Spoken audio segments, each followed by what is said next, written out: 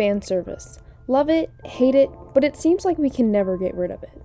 Often the line between whether or not fanservice can be a disservice to audiences and for the essential story is argued. But in the once wholesome story, Papa Wolf and the Puppy, we can see how its weird fanservice is ruining its audience and its essential story. Fanservice is a tool that can be used in media in order to grab an audience's attention by adding parts to a story that is dedicated to the viewers who are watching it. It can be used further to engage fans of that media by creating situations for characters to experience. At its best, an audience can go, "Oh, so cool, my favorite character is saying or doing something silly that I influenced."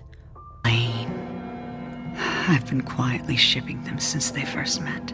But most often, fanservice is used as a tool to objectify characters no matter their age, at its worst. This fact is what makes a lot of people against fanservice in many series. Characters such as Blair from Soul Eater can be used in this argument to show how fanservice is objectifying, but also takes away from the main narrative of the media. But never have I seen fanservice sway a creator quite like I have with the manhwa Papa Wolf and the Puppy. This fanservice has gotten them to change their entire story for the better and later on, ultimately for the worse. So let me quickly recap the story so far for y'all. Papa Wolf and the Puppy is a manhwa on Weibo that originally followed what the title implies exactly, a wolf and a puppy. The puppy of the story is adopted by this wolf who is seen as the king in his pack, and the story is pretty episodic from there. But this story would only follow this format for the first 18 chapters of the series, because in chapter 19 of the series, the author drew up some human versions of what their characters would look like in a modern day setting. And fans of this comic completely ate this up. Readers love the human versions of these characters, and while it has not been directly confirmed of the reason why the creator changed the entire course of the story, reader feedback must have been some sort of factor in the creator's decision to change the story entirely, to focus solely on the human versions of her characters. So like with our original story, these characters still, and as this time of recording, they do not have names. So I'm just going to refer to them as the one who represents the puppy and the one who represents the wolf. They have a bunch of nicknames by fans, such as the puppy is often referred to as Little Potato, but I'm just going to say the one who represents the puppy instead. But like I was saying, the character who is represented as the King of the Wolves is now introduced as a retired gang member who now lives in seclusion deep in the woods. While living in seclusion in the woods, he runs across our puppy, who is now represented as being a lost child in the woods. In the switch of this story, a small plot is even introduced.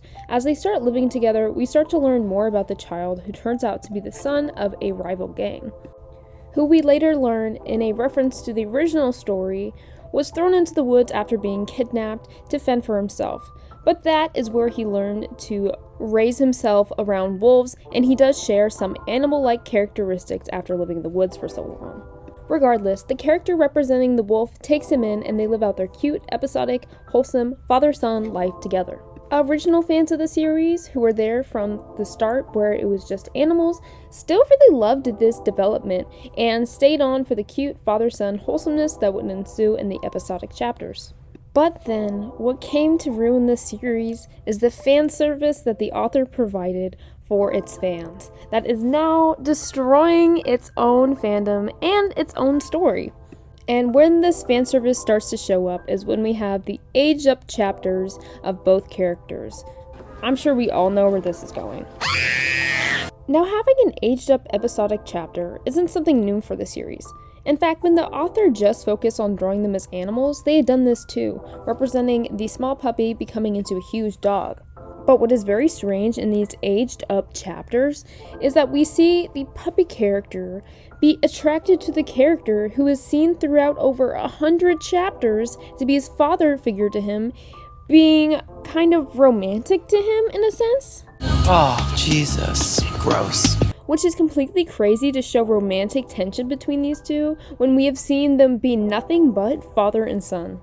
I saw a couple of translators for this comic even get bashed on their behalf for how these chapters are going, with the puppy representing character seemingly sharing feelings for the wolf representing character.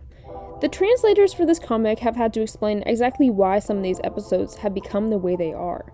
It is explained that the creator of the series has written BL work before, and because of this, the chapters with the romantic tension are for the fans as an act of service. But from what I have seen online, this fan service has made more fans leave rather than stay. Now in these episodes, as of recording, they luckily are not in an established relationship. In fact, the wolf representing character doesn't even seem to like him in that way, thankfully. Technicality always seems to come up in this debate over whether or not these chapters should be encouraged, because technically, by blood, these two characters are not father and son. But still, in the regular chapters, they're always referred to and refer each other as a father and son duo, so this really still does not make any sense to me. If they wanted to appeal to their BL fans, they should have just made a BL comic. But they started off the series making it a wholesome story between a father and son duo, so changing it halfway through is just not the move. Hi, quick editor's note while I'm making this video that kind of supports my argument. While looking for photos for this video, I used this photo, and the caption for it when I got it off Pinterest was, "Cute seme." That is a 5-year-old! Why are we objectifying the 5-year-old? Anyways, but there should be no crossover between whether they're a father and son duo or a romantic duo. The many fans who joined either because they like seeing cute animals or a cute, healthy father-son relationship are mainly there because they want to see cute, unromantic, wholesome shenanigans between the two main characters.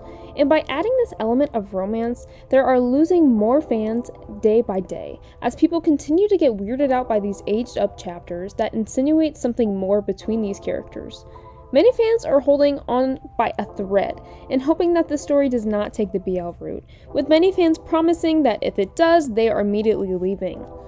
This fan service that once helped the story become popular by changing its entire story into something a little more structural instead of just episodic, now is hurting its fans, and how its fan service is being displayed.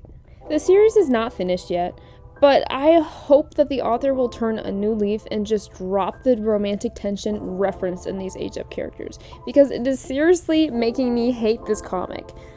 But anyways, let me know what y'all think about this series, and whether or not you're a fan of where it's going, or if you're horrified to death like me. But anyways, thank you guys so much for watching. Have a good one. Bye!